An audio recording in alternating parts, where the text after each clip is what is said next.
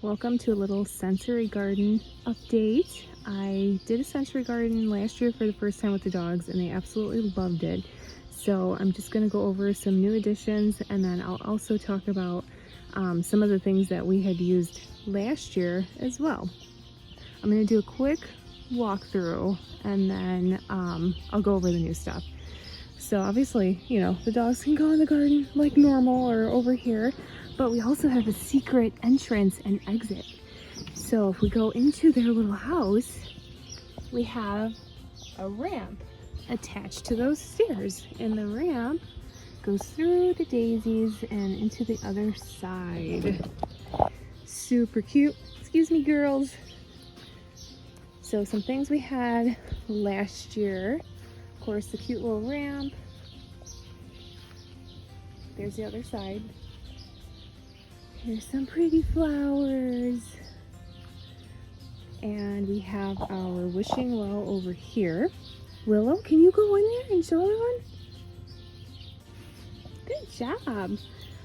Good girl. So I used to have the wishing well empty on the inside, and I thought this would be super cute if they could crawl inside. So usually they go up on the mushroom.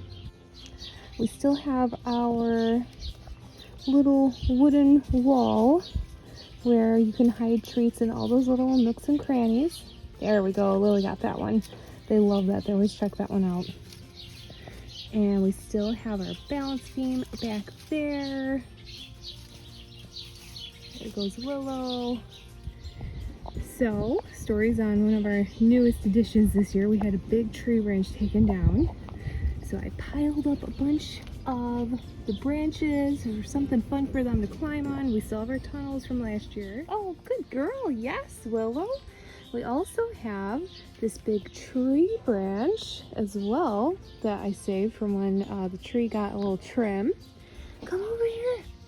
Good job, Willow. Good girl. And they love to walk around on that. And they also love to crawl underneath it. Good girl, Willow. We have added this beautiful wind chime for a little extra noise in here. And sometimes I'll take it off of the hook and I'll ask them to actually paw this themselves. Very cute. This was our big addition last year. I had purchased this after we made our first sensory garden video. So this is Mr. Butterfly. And these girls love Mr. Butterfly. We're always climbing on him and taking really cute pictures. Good job, Story. She has beautiful wings. I also added some fairy houses. Just another place for them to snoop around. There's Willow checking out our little branch pile. And then one more statue we have added is another dragon. We love our dragons over here. Not nearly as big as that guy over there, but still very cute, adorable for pictures. Another thing they can climb on and investigate. Good job, good girls.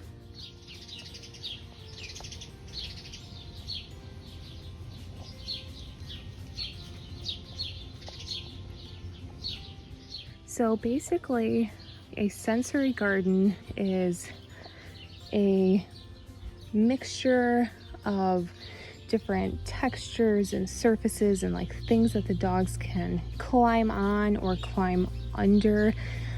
Things that make noise is good. You'll see a lot of people will have sensory gardens and they like to use tires a lot, which I really need to get my hands on one.